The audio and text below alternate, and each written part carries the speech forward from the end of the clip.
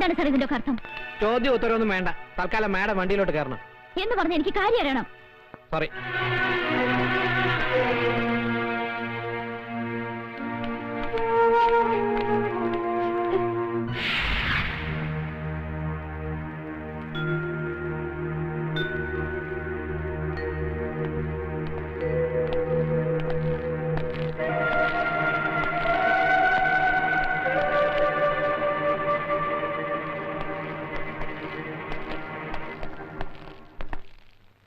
ക്ഷമിക്കണം മിസ് അശ്വതി മേനൻ. ഒരു സാമൂഹ്യ പ്രവർത്തകയും അഭിഭാഷകയുമായ നിങ്ങളോട് ഞാൻ കാണിച്ചത് അനീതിയാണെന്ന് എനിക്കറിയാം. I am really sorry for that. പക്ഷേ വേണ്ടി വന്നു. നോ, ഇത് ഗുണ്ടായിസമാണ്. നിങ്ങൾ നോക്കിക്കോ, ഞാൻ ഇതിനെതിരെ പ്രതികരിക്കും. പ്രതികരിച്ചോളൂ. പക്ഷേ അതിനു മുമ്പ് എനിക്ക് പറയാനുള്ളത് മുഴുവൻ നിങ്ങൾ കേൾക്കണം. കേട്ടേ പറ്റൂ. 2 വർഷം മുമ്പ് coast guard inspector Rajasekharan Nair ദാരുണമായി കൊല ചെയ്യപ്പെട്ടു. അതിന് അദ്ദേഹം ചെയ്ത കുറ്റം, വധിക്കപ്പെടുന്നതിന് ഏതാനും ദിവസം മുമ്പ് സ്ഫോടക വസ്തുക്കളുമായി തീരത്തണഞ്ഞ ഒരു ബോട്ട് കസ്റ്റഡിയിലെടുത്തു. അതിൽ നിന്നും പിടിച്ചെടുത്ത സ്ഫോടക വസ്തുക്കൾ രായ്ക്ക് രാമാനം വെറും ഓലപ്പടക്കങ്ങളാണെന്ന് തെളിയിക്കാൻ അതിന്റെ സൂത്രധാരന്മാർക്ക് കഴിഞ്ഞു. പക്ഷേ രാജശേഖരന്റെ കൊലപാതകയെ അശ്വതി മേനൻ എന്ന അഡ്വക്കേറ്റിന്റെ ബുദ്ധിയും മിടുക്കും കൊണ്ട് കോടതി വെറുതെ വിട്ടു. ആ പ്രതിയുടെ പേരാണ് ആമിർ അലി. ഒരിക്കൽ ഞാൻ ചോദിച്ചു, അന്ന് അവനെ സഹായിക്കാൻ കരുത്തരായ ആരെങ്കിലും നിങ്ങളെ സമീപിച്ചിട്ടുണ്ടോ എന്ന്. അത് നിങ്ങൾ ഒഴിഞ്ഞു മാറി. എനിക്കറിയാം അങ്ങനെ ആരോ നിങ്ങളെ സമീപിച്ചിട്ടുണ്ട്. എന്താണ് അയാളുടെ പേര്? ആ പേര് പറയിക്കാൻ ഇങ്ങനൊരു മാർഗം വേണ്ടിയിരുന്നില്ല അമർനാഥ്. ഒരേ ക്ലാസ്സിലിരുന്ന് പഠിച്ചവരാണ് നമ്മൾ. പഠിച്ച പാഠങ്ങൾ മനഃപ്പാഠമാക്കാൻ പരസ്പരം ബാധിച്ചിട്ടുണ്ട് പലപ്പോഴും. ആ അമർനാഥാണോ ഒരു ശത്രുവിനെ പോലെ, ഒരു കുറ്റവാളിയെ പോലെ? എന്നെ അമർനാഥിന് അറിയില്ലേ? സോറി, ഒരു ദൗത്യം ഏറ്റെടുത്താണ് ഞാൻ ഇവിടെ വന്നത്. പക്ഷേ ഞാൻ തോറ്റുപോയി. എന്നെ തോൽപ്പിച്ചവരുടെ കൂട്ടത്തിൽ താൻ ഉണ്ടാകരുതെന്ന് ഞാൻ ആഗ്രഹിച്ചു. ഒരു വട്ടമെങ്കിലും ജയിക്കാൻ, ഒരു സമൂഹത്തെ മുഴുവൻ രക്ഷിക്കാൻ ഒരു കച്ചിത്തുരുമ്പാണ് എനിക്ക് ആ പേര്. Please please tell me. നിങ്ങൾ എന്നെ ഒരുപാട് തെറ്റിദ്ധരിച്ചിരിക്കുകയാണ്.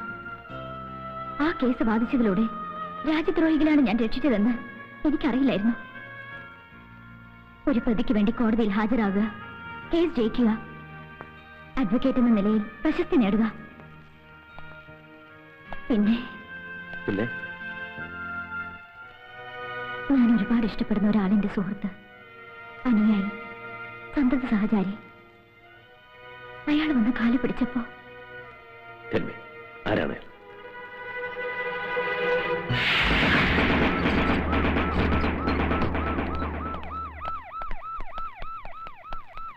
എന്താ? എന്ത് വേണം? എനിക്ക് ഈ വീടൊന്ന് പരിശോധിക്കണം. പരിശോധിക്കാൻ? ഞാൻ ആരാണെന്ന് തനിക്കറിയോ? അറിയാം, മന്ത്രിയാണെന്നറിയാം. അതുകൊണ്ടാണ് സ്പെഷ്യൽ സാങ്ഷനോടെ വന്നിരിക്കുന്നത്. നോ പറയരുത്. അർത്ഥണ്ട സാർ, പ്ലീസ്.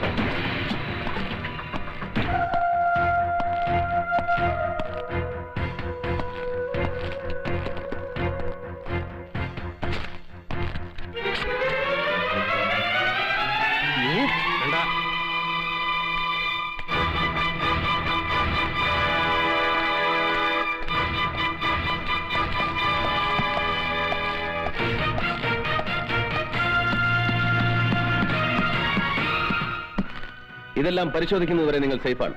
അതിനിടയിൽ അതിബുദ്ധി കാണിക്കാൻ ശ്രമിച്ചാൽ നാളെ ഇത് പത്രത്തിൽ വാർത്തയാകും. Be careful. കം.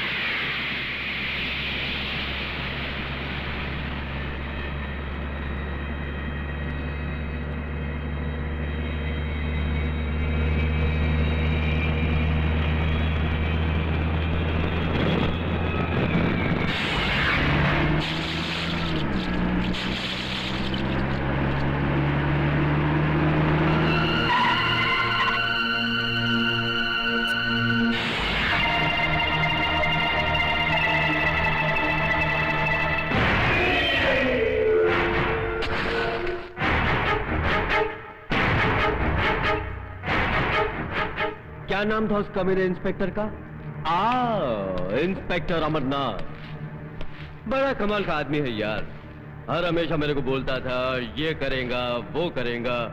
एक मामूली पुलिस इंस्पेक्टर को कुछ नहीं कर सका, अपने आप को इतना बड़ा बादशाह बोलता है। थू! अरे डूब मरो पानी में साला। मिनिस्टर, क्या वादा किया था जॉन ब्रिटो से? क्या वादा किया था तुमने जिंदगी में सिर्फ एक ही बड़ा काम किया, हमारा सिगरेट का फ्लॉपी डिस्क उस इंस्पेक्टर के हाथ भोंक के। ചില്ലാനാ മत. क्यों नहीं चिल्लाऊं? किया अब साला भोंक के फायदा क्या फायदा? എനിക്കൊരു മുഖ്യമന്ത്രി പദമാണ് ആവശ്യമെങ്കിൽ നിങ്ങളെ ഇങ്ങോട്ട് കെട്ടി എഴുന്നേൽക്കേണ്ട ആവശ്യം എനിക്കില്ല. പൂമനം കടപ്പുറത്ത് തെട്ടൊമ്പെണ്ണത്തിന് കശാപ്പ് ചെയ്തപ്പോ എന്റെ 16 MLA-മാരെ കൂട്ടി ഒരു രാത്രി പ്രതിപക്ഷമായ ഒരു അലയൻസ്. അത്രയും മതിയായിരുന്നു ജയദേവന് മുഖ്യമന്ത്രിയാകാൻ. പക്ഷെ നിങ്ങൾ എന്നെ തടഞ്ഞു. വീണ്ടും കലാപം ഉണ്ടാക്കാൻ നിങ്ങൾ എന്നെ നിർബന്ധിച്ചു. ലക്ഷങ്ങളുടെ ആയുധങ്ങൾ, സ്ഫോടക വസ്തുക്കൾ നിങ്ങൾ ഇവിടെ ഇറക്കി. പഞ്ചാബിലും കാശ്മീരിലും എന്തിന് തൊട്ടടുത്ത സംസ്ഥാനങ്ങളിൽ വരെ അതിപ്പോഴും പൊട്ടിക്കൊണ്ടിരിക്കുകയല്ലേ? സ്വന്തം നാടിനെ വഞ്ചിച്ച്, എന്നെ വിശ്വസിച്ച എന്റെ ജനങ്ങളെ വഞ്ചിച്ച് നിങ്ങൾ നടത്തിയ ക്രൂരമായ ചൂതാട്ടം. ലോക്ക്, ഇപ്പൊ എന്റെ കയ്യിലെ പട്ടത്തിന്റെ ചരടൊന്ന് പാളിയപ്പോ തടി രക്ഷിക്കാനാണ് ഈ ഗർജനമെങ്കിൽ ഇന്റലിജൻസും ഇന്റർപോളും വലവീശിയിരിക്കുന്ന നിങ്ങൾ ബോംബെയിലും ഡൽഹിയിലും കളിച്ച കളിയൊന്നും അല്ല കളിയെന്ന് എനിക്ക് നിങ്ങളെ ബോധ്യപ്പെട്ടേണ്ടി വരും. അതുകൊണ്ട് ആ വിരട്ടൊന്നും ഇവിടെ വേണ്ട. भाषण दिया, बहुत बहादुर है ना तू? मैं सुना तेरा भाषण, बहुत खुश हुआ। देख लिया कितना ताकत है तेरे में, समझा? നിങ്ങളുടെ വീട്ടിൽ നിന്ന് ആ നായിന്റെ മോൻ എടുത്തോണ്ട് പോയ ഫ്ലോപ്പി പരിശോധിച്ചാ എല്ലാരും കൊടുങ്ങും. അതിനു മുമ്പ് അവനെ തട്ടിക്കളയാൻ വല്ല മാർഗം ഉണ്ടോ എന്ന് ആലോചിക്കും. साला ये खेल ही पूरा डर का है. जहां पब्लिक हमारे से डरना बंद कर दिया, हमारा खेल खत्म. अब आगे का खेल देखो, मैं खेलता हूं. ये दुश्मन का हाथ पैर काट के कुछ नहीं होने वाला, उसका साला गर्दन नीच काट डालने का, और वो गर्दन मैं काटेगा.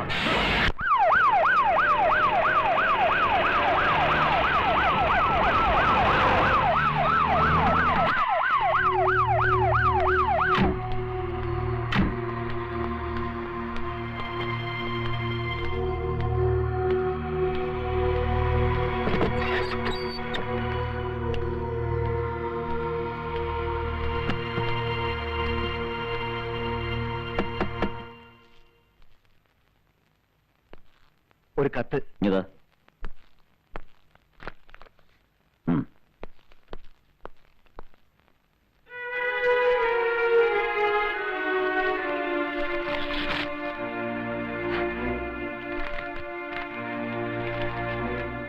ഞാനിപ്പോൾ ശത്രുവിന്റെ പട്ടികയിലാണെന്ന് എനിക്കറിയാം.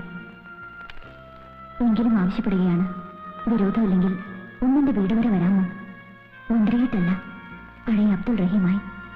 പക്ഷെ ചില രഹസ്യങ്ങൾ അത് പറഞ്ഞേ പറ്റൂ എന്ന് സ്വന്തം അശ്വതി.